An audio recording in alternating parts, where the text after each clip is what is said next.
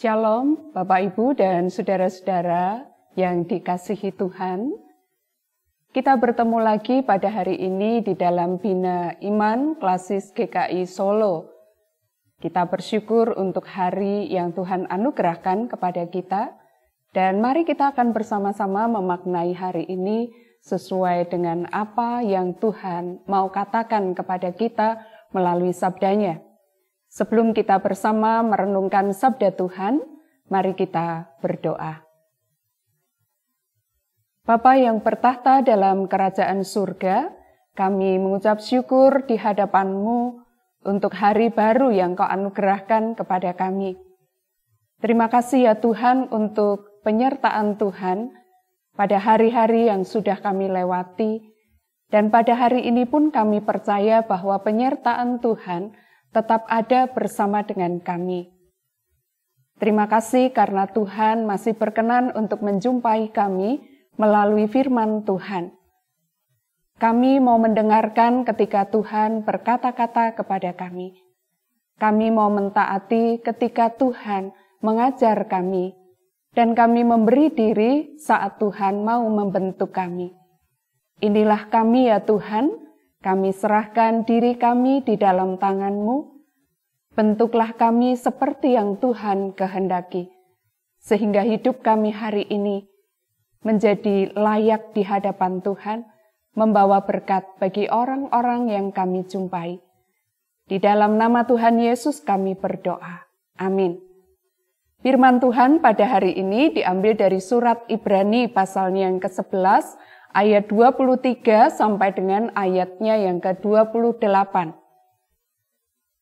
Karena iman, maka Musa, setelah ia lahir, disembunyikan selama 3 bulan oleh orang tuanya, karena mereka melihat bahwa anak itu elok rupanya, dan mereka tidak takut akan perintah raja.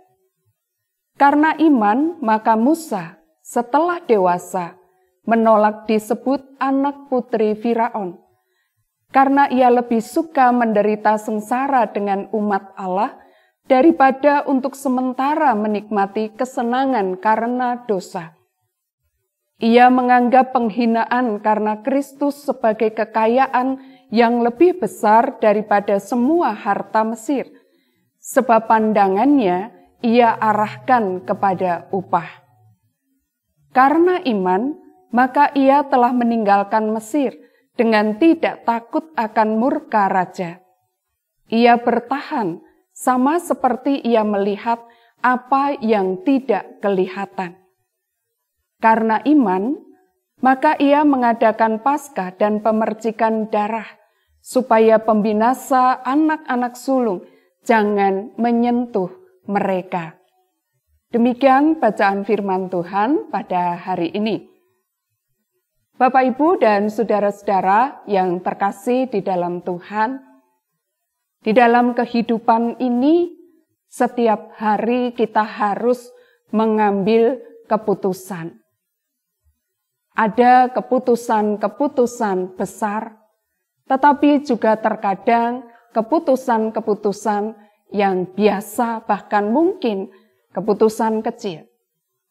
Nah, Bapak, Ibu, dan saudara yang dikasihi Tuhan, pada saat seseorang mengambil sebuah keputusan, terkadang dia terlalu cepat mengambil keputusan. Entah karena emosi, atau mungkin juga karena pertimbangan-pertimbangan yang hanya pertimbangan sementara. Dan pada akhirnya, ketika seseorang sudah memutuskan, tanpa pertimbangan yang panjang, tanpa berpikir yang mendalam, orang akan mengalami kekecewaan karena keputusan yang diambil terlampau cepat. Sebab itu, Bapak, Ibu, dan saudara, ada kalimat mengatakan jangan mengambil keputusan terlalu cepat. Ada juga yang mengatakan jangan mengambil keputusan pada saat sedang marah. Karena pastinya keputusan-keputusan yang diambil terlalu cepat, tanpa pertimbangan yang sungguh-sungguh, keputusan yang diambil pada saat seseorang sedang marah lebih banyak bukanlah keputusan-keputusan yang benar. Hanya menyangkut kehidupan sesaat, kesenangan sesaat, kepuasan sesaat, tetapi dalam kehidupan selanjutnya banyak orang kemudian mengalami kesulitan.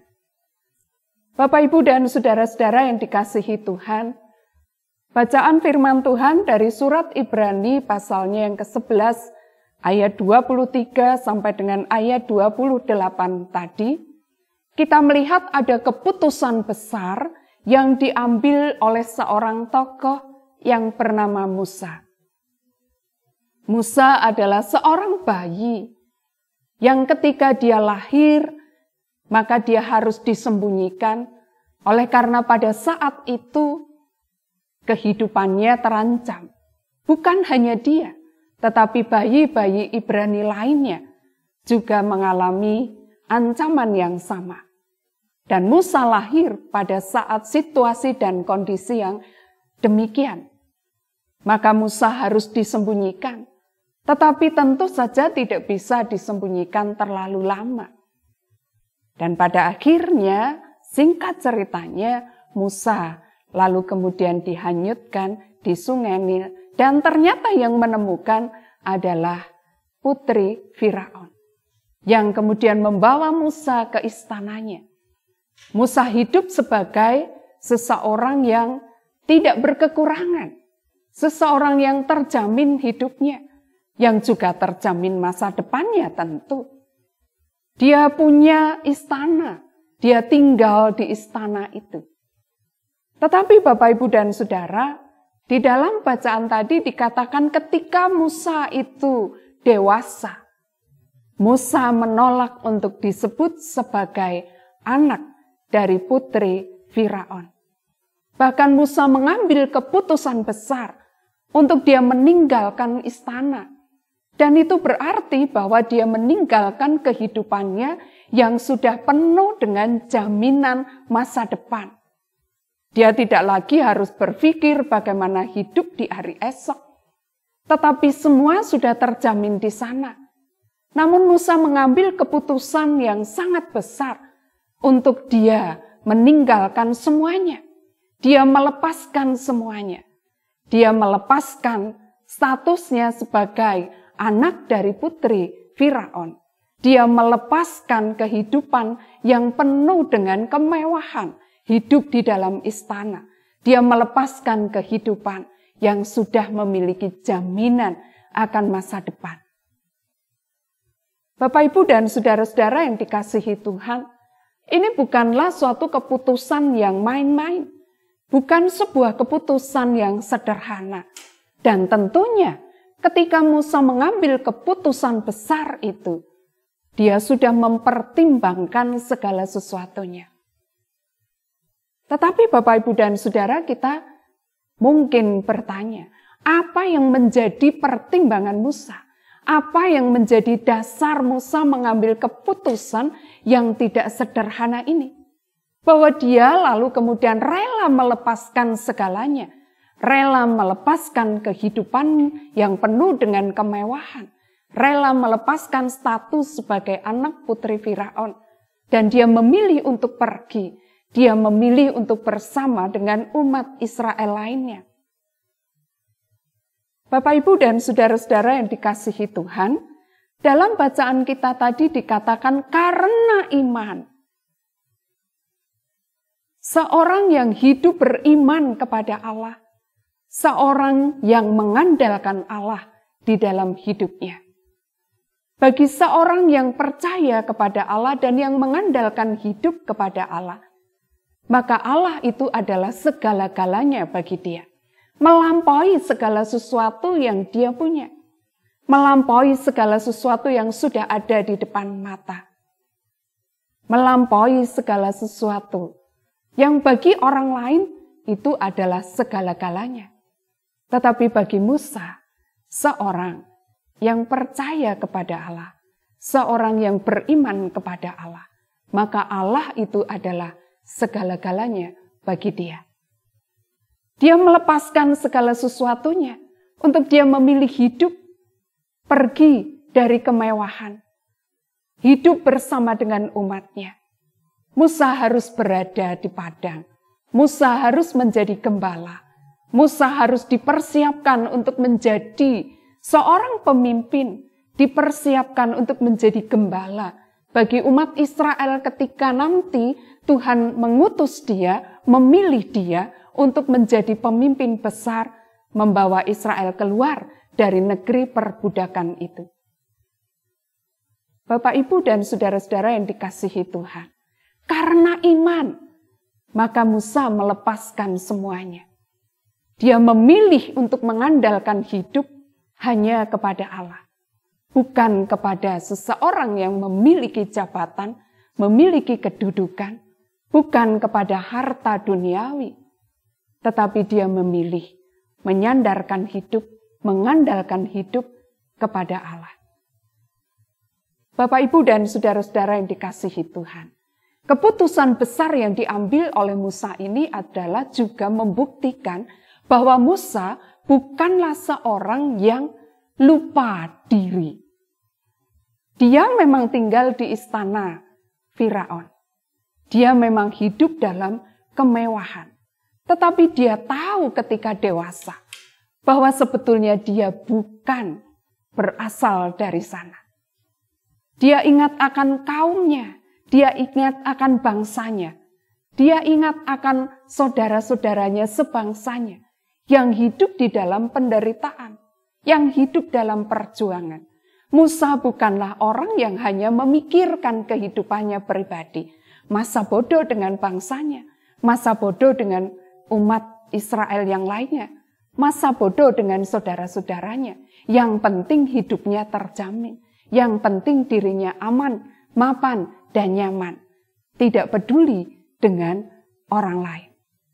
Keputusan besar yang diambil oleh Musa membuktikan bahwa Musa adalah seorang yang punya kepedulian. Orang yang tidak egois. Orang yang tidak hanya memikirkan dirinya dan masa depannya. Orang yang hanya tidak memikirkan hidupnya pribadi.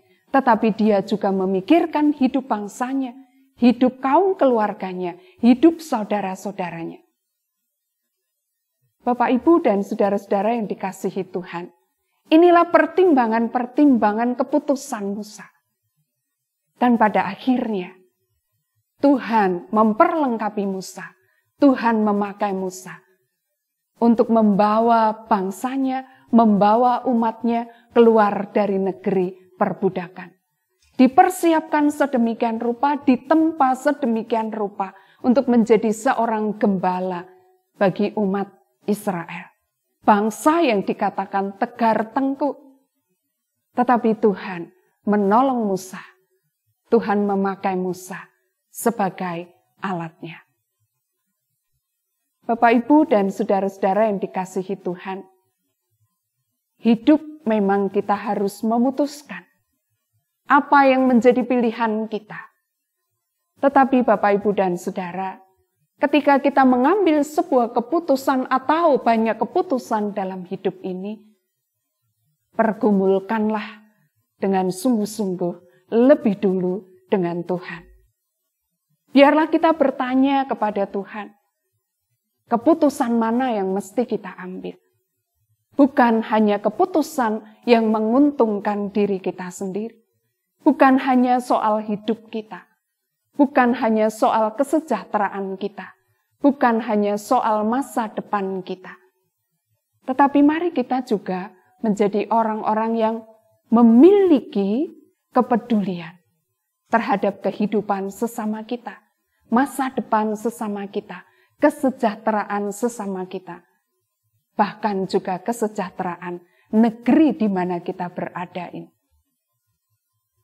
Melampaui segalanya itu, maka biarlah kita belajar seperti Musa, sebagai orang yang beriman kepada Allah.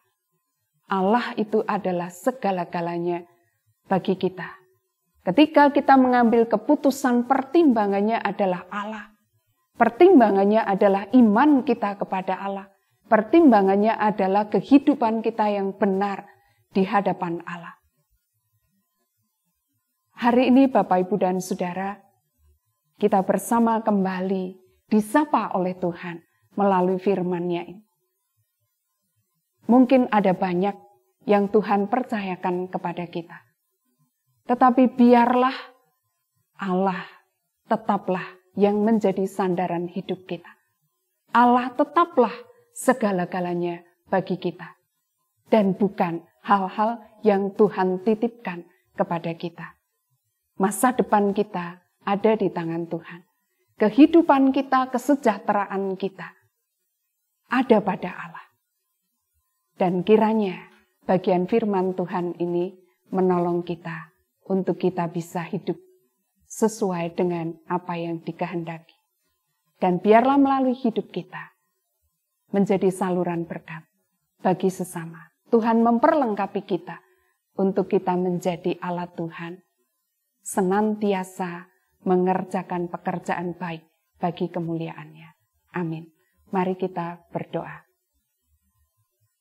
Terima kasih Bapa di surga untuk sabda-Mu yang Kau sampaikan kepada kami hari ini.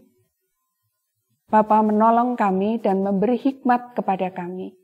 Di dalam kami mengambil keputusan-keputusan dalam hidup. Ajarlah kami sebagai orang yang beriman untuk hanya menjadikan Engkau segala-galanya dalam hidup kami. Kami menyandarkan seluruh hidup kami, masa depan kami hanya kepada Tuhan. Bapa, Engkau memperlengkapi kami supaya kami boleh menjadi alat-Mu untuk mengerjakan karya-karya yang sudah Tuhan persiapkan bagi kami. Bapa, kami berdoa untuk bangsa dan negara kami. Tuhan terus memberkati para pemimpin kami, menolong mereka dalam mengambil keputusan-keputusan besar. Tuhan memberkati setiap upaya mereka untuk mensejahterakan seluruh negeri ini.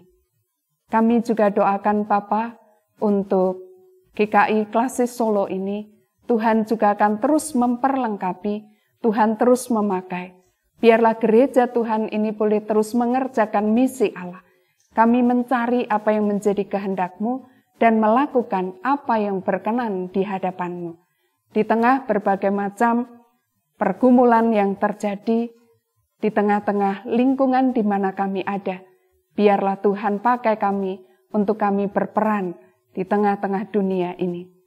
Terima kasih Bapa, kami mau serahkan untuk kehidupan kami, yang bergumul dengan kesehatan, yang bergumul dengan pekerjaan, yang bergumul dengan pendidikan, ataupun mungkin juga pergumulan-pergumulan yang lain. Kami percaya Tuhan membuka jalan keluar bagi kami. Hidup kami hari ini Bapa, kami pasrahkan di dalam tangan-Mu. Tuhan menyertai, memberkati kami, dan membuat kami menjadi saluran berkat. Dalam nama Tuhan Yesus Kristus, kami berdoa. Amin.